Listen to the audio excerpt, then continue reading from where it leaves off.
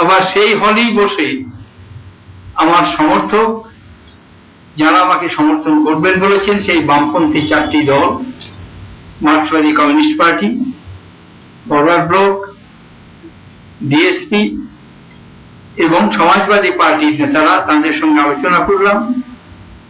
আমার কংগ্রেস দলের নেতাদের সঙ্গে আলোচনা করলাম। আজকে আমি যখন আপনাদের সঙ্গে কথা বলছি আমার অবস্থাটা কিন্তু একটু আলাদা, একটু বিচিত্র। তার কারণ এর আগে যতবার আমি আপনাদের সঙ্গে আলোচনা করেছি গত 43 বছর ধরে, আমি হয় আমার দলের কোন নীতির প্রবক্তা কিংবা আমি সরকারের কোন নীতির প্রবক্তা, কোন না কোন দলের কোন না কোন দপ্তরের মন্ত্রী হিসাবে। 1973 সালে মন্ত্রিসভায় যোগ দিয়েছিলাম এবং পরবর্তীকালে 22 বছর বিভিন্ন প্রধানমন্ত্রীর নেতৃত্বে কাজ করেছি বিভিন্ন দপ্তরে। কাজে সাংবাদিকদের সঙ্গে আমার যখন আলাপ আলোচনা হয়েছে গত 43 বছর, একটা ভূমিকা আমার ছিল, যে ভূমিকায় আমি প্রতিনিধিত্ব করতে পারতাম হয় দলের প্রতিনিধি কিংবা সরকারের প্রতিনিধি। আজকে যখন আমি আপনাদের সঙ্গে কথা বলছি আমার কিন্তু সেই ভূমিকাটা নেই। আমি কোন দলের কথা বলতে পারি না, আমি সরকারি নীতির কথা বলতে পারি না।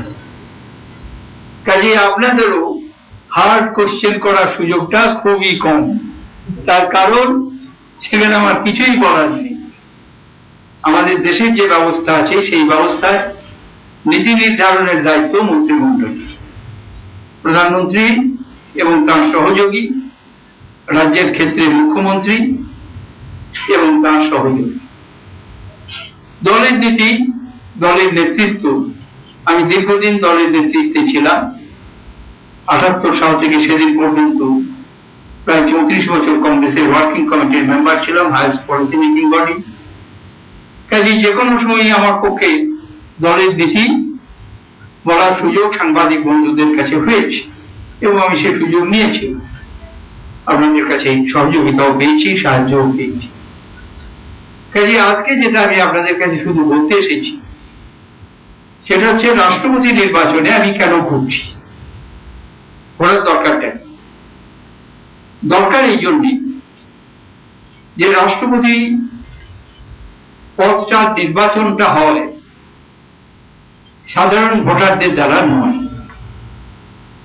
রাষ্ট্রপতি পদের নির্বাচনের অধিকারী হচ্ছেন যারা ইলেকটোরাল কলেজের মেম্বার হন।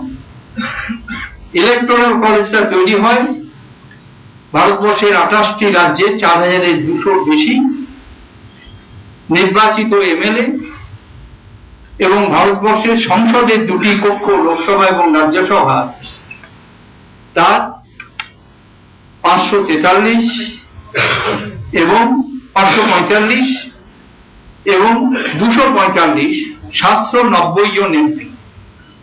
এই 790 জন এমপির মধ্যে 14 জন এমপি ভোট দিতে পারেন না। 12 জন রাজ্যসভার মনোনীত, 2 জন লোকসভার মনোনীত। তারা রাষ্ট্রপতির দ্বারা মনোনীত হন, তারা ভোট দিতে পারেন না। কাজেই